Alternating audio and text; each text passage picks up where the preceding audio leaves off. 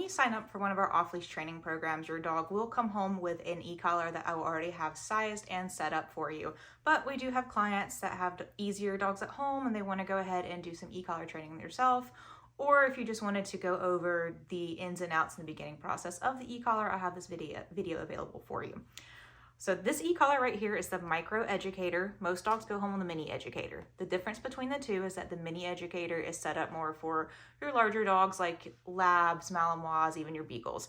The micro educator is geared more towards your small dogs such as Pomeranians, Bichon Frises, Chihuahuas, just smaller dogs, or even large dogs that just happen to be more sensitive to the sensation of the e-collar. We like to, when we use the e-collar, we're using it to just communicate. We want it to be a light little pulse that your dog can feel and they understand how to make that sensation go away. We do not want it to be heavy, we do not want it to be a hard correction, and we do not want it to be anything that scares your dog. So when your dog comes to a training program, we're gonna figure out what collar works out best for them. But both the collars do function in the same way. So we'll go ahead and we're gonna open up your e-collar. When you get this in, they are both turned off.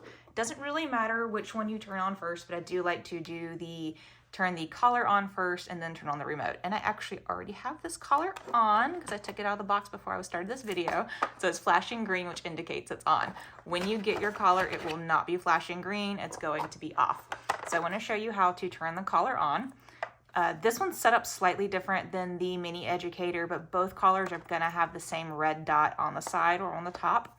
And we have a red dot on our remote as well. To turn on the collar, we want to touch those red dots together, and the collar is going to turn green on the top, and it's going to flash green, letting you know that it's on.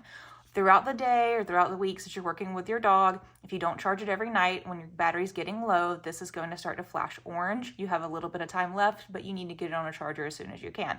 If it's flashing red, your collar is about to die, and you need to go ahead and just end your training session or stop using the e-collar until you can get it on a charger. You're also going to want to turn your remote on. We do have to turn on both. They don't turn on at the same time. There's a big button on the back of your collar with an L on it, and beside that button says on, off, and light. The reason why it says these things is because it does have two functions. To turn the collar on, you're going to press and hold this button, or turn the remote on, and your remote's going to turn on. If you're just getting it out of the box, it's going to be set to 0, and you're going to see an M and a C. There's also going to be 1D flashing at the top.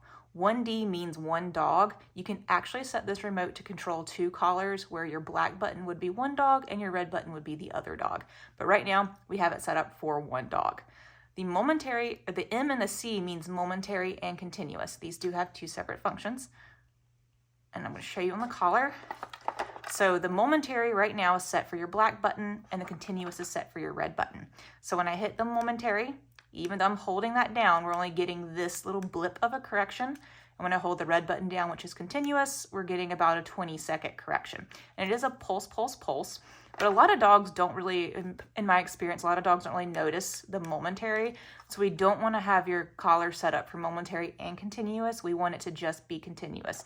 This is actually an issue I see often when clients come back and they feel like their e-collar is not working as well as it used to. They've just accidentally changed the settings. So what you want to do to get it set over to just continuous is flip over your remote, and on the back side beside the large button, there's a smaller one that says M and C. This button does make a beepy sound, so if you turn your collar or you turn your remote on in the morning and you hear a beep, you've accidentally hit that button. So what we're going to do is we're going to hold that button down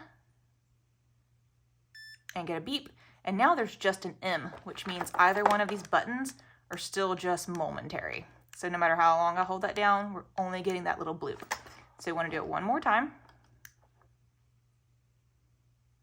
And now it says just this one dog, the level it's on, and C. So now both of these buttons are continuous. When you get your collar, these stimulation buttons they do have S's on them. They're preset to whatever level you have, whatever level is on your screen is what your black button's going to be. So right now that's a level 2. Anytime I hit it, it's on a 2.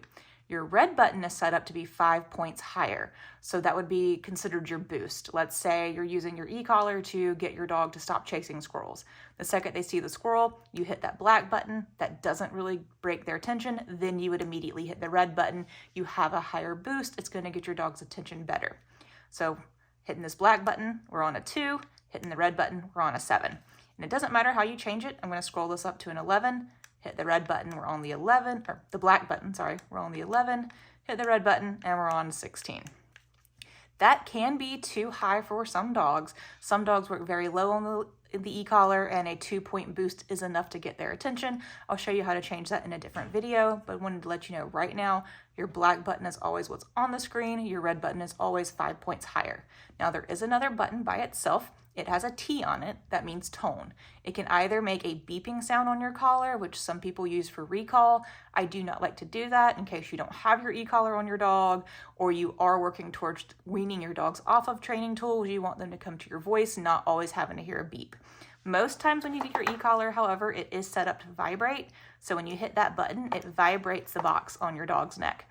I personally have found that that is too strong of a sensation, and it tends to scare dogs more than the stem, because the stem is, you can set for lower levels, where the vibrate's always just a shaking on the side of their neck. But now I have the collar out of the box. We have the collar and the remote turned on. We have your settings so that both buttons are set to continuous. Now, I'm not going to go over how to train your dog in this video. It's just how to get your e-collar out of the box, how to get it set up. Now, I did tell you at the beginning of the video that this on button is on, off, and light. To turn it on and off, we're going to hold the button down. If you just tap it once, you get a flashy light on your collar. Tap it twice, you get a solid light. Tap it a third time, it turns it off. I love that function. It's great for seeing your dogs at night. If I have 2 dogs out in the yard together, I'll have one on a flashing light, one on a solid light. That way I can see who's who and where they're at, and make sure that if I need to give them any guidance with the e-collar, I'm correcting the right dog. Now, at the end of the day, when you put your dog in the crate, you do want to take the e-collar off. You want to put it on the charger. You want to do that for 2 reasons. The e-collars do, if these 2 little contact points right here are not touching the same muscle, you're not going to get, they're not going to feel any stimulation. It does have to be on that muscle to actually work. And sometimes when it's too loose, or if you don't have the right size, it's not sitting properly on your dog's neck, like how it goes off to the side of my thumb right there, you're not going to get a good connection. Your dog's going to move around, it's going to touch their neck, and you have maybe turned up your e-collar a bit higher because you think your dog's not listening, and now you've accidentally given them a too high of a correction. So you want this to be snug to make sure that it works, but because of that, if you were to leave this collar on your dog 24/7, it's going to sit there and rub like that on their neck during the day, and that could rub sores. So unless I'm crate training a dog who's specifically just bad in their crate and needs that extra guidance, anytime I put them in their crate, I take the e-collar off and I put it on the charger. So in your e-collar box, you're also going to have your charger right here. It's just one wall plug-in. It's got 2 ports.